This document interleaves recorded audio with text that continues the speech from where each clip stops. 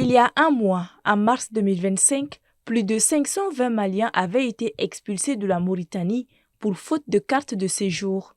Une situation qui persiste toujours dans les différents pays d'accueil des migrants.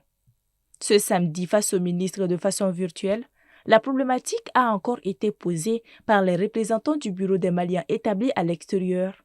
En effet, à en croire la diaspora, l'un des plus grands défis reste l'accès aux documents administratifs, la lenteur dans la délivrance des passeports, les corrections au niveau de la carte NINA, le manque d'accompagnement des porteurs de projets, mais pas que.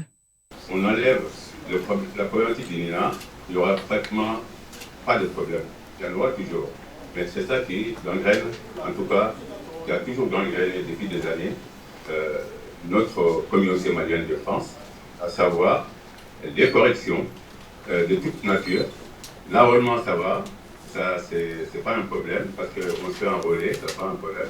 Les corrections, on a des problèmes parce qu'on a nos compatriotes qui ont perdu leur emploi, parce qu'on n'est pas sans savoir que le passeport, l'obtention d'un passeport, il faut déjà être en règle au niveau du bilan. Deuxième point, nous on a un phénomène qui s'accentue ici en France, c'est le décès de personnes sans prise en charge.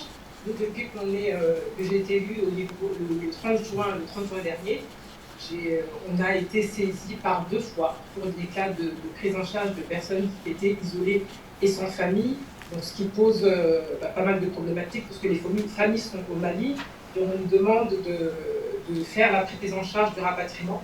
Autant de préoccupations soulignées par la diaspora malienne vivant au Nigeria, en Guinée, en Turquie, en Italie, en Belgique, entre autres. Face aux points mentionnés, le ministre a assuré que chaque préoccupation sera traitée de la meilleure des manières.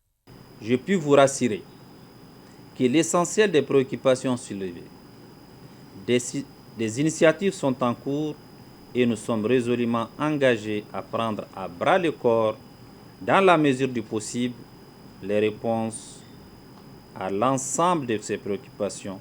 De son côté, le président du Haut Conseil des Maliens établi à l'extérieur, lui, a signalé avoir recueilli les consignes données à son niveau pour mieux appuyer le département à poser des solutions plus concrètes. Donc vraiment, moi j'ai reçu les consignes, j'ai fait tout pour faire le maximum, le meilleur de moi-même, afin que tous les enfants du Mali parlent le même langage. Ce que je souhaite, c'est vrai, ce n'est pas facile, mais l'essentiel, c'est d'essayer. À noter que Tunkablon, le vestibule de la migration est un espace qui se veut d'écouter les préoccupations des Maliens établis à l'extérieur, confrontés à plusieurs problèmes.